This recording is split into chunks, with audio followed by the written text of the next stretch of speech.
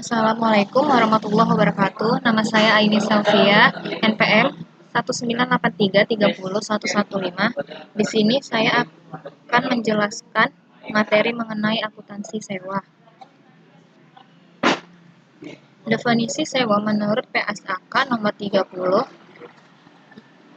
Apa itu sewa? Sewa adalah suatu perjanjian di mana lessor memberikan hak kepada lessee untuk menggunakan suatu aset selama periode waktu yang telah disepakati.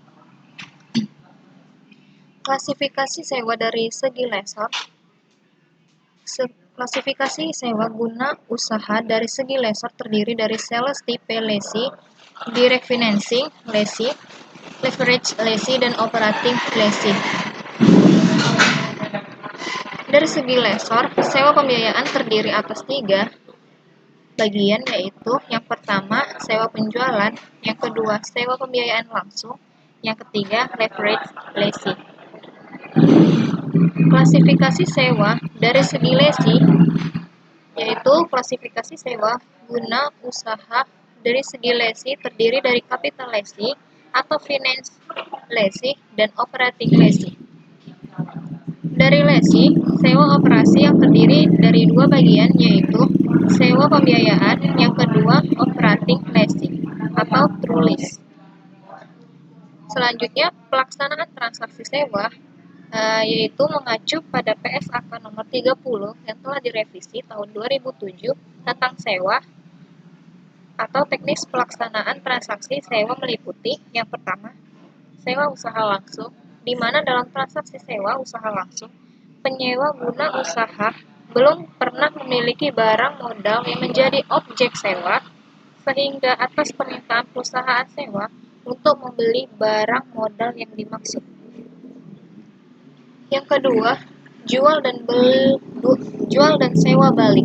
Dalam transaksi sewa dan jual balik, pihak lessee terlebih dahulu menjual barang modal yang telah dimilikinya kepada lessor dan barang modal yang sama kemudian dilakukan kontrak sewa antara lessee sebagai pemilik sewa dengan lessor. Keuntungan sewa ada 4. Yang pertama, menghemat pengeluaran perusahaan. Yang kedua, pengurangan atas biaya pajak.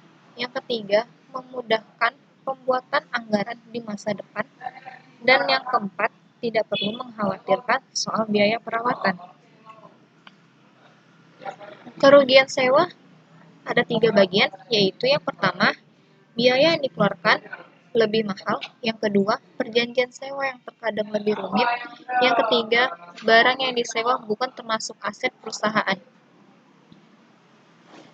Praktik akuntansi sewa. Yang pertama, mengenai sewa usaha langsung. Dalam transaksi sewa usaha langsung, penyewa guna usaha belum pernah memiliki barang modal yang menjadi objek sewa, sehingga atas permintaan perusahaan sewa untuk membeli barang modal yang dimaksud. Yang kedua, jual dan sewa balik. Dalam transaksi sewa dan jual balik, pihak lessee terlebih dahulu menjual barang modal yang telah dimilikinya kepada lessor dan barang modal yang sama kemudian dilakukan kontrak sewa antara lessee sebagai pemilik semula dengan lessor.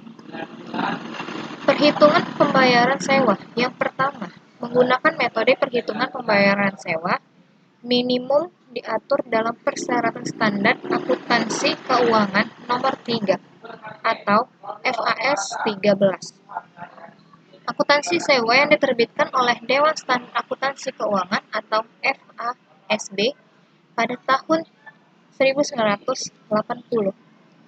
Yang kedua, pembayaran sewa minimum mengacu pada jumlah terendah yang diantisipasi yang diharapkan akan dibayar oleh lessee selama aset atau properti yang disewa.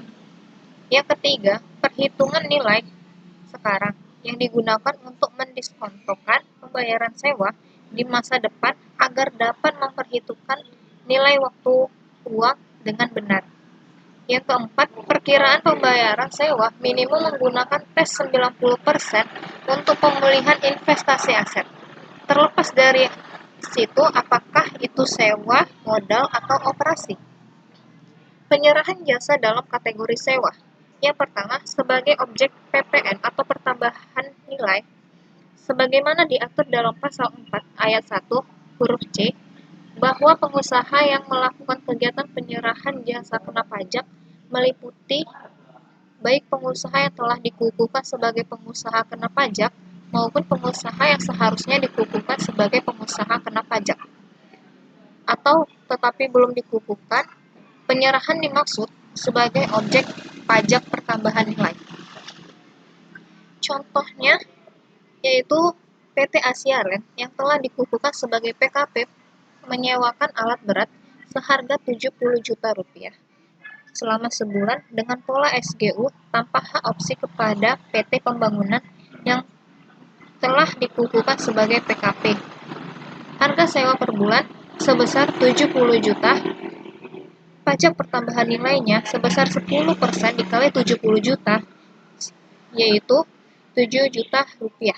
Maka total dari semuanya 77 juta. Yang kedua, PPh pasal 23 atas sewa dikenakan 2% dikali 70 juta sama dengan 1.400.000 rupiah. Total pembayarannya yaitu 75.400.000.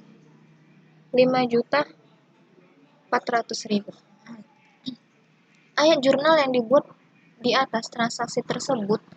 Yang pertama, pihak lesor, kas dan bank 75.600.000, PPh pasal 23 dibayar di muka 1.400.000, PPN keluaran di debit sebesar 7 juta rupiah,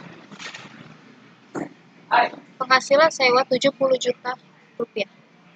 Pihak lesi, beban sewa dimasukkan ke debit 70 juta rupiah, PPN yang dimasukkan 7 juta rupiah. PPh pasal 23 terutang senilai 1.400.000 rupiah di kredit, kas dan bank 75.600 di kredit. Sekian materi yang saya jelaskan, lebih dan kurang mohon maaf. Wabillahi taufiq wal hidayah. Wassalamualaikum warahmatullahi wabarakatuh.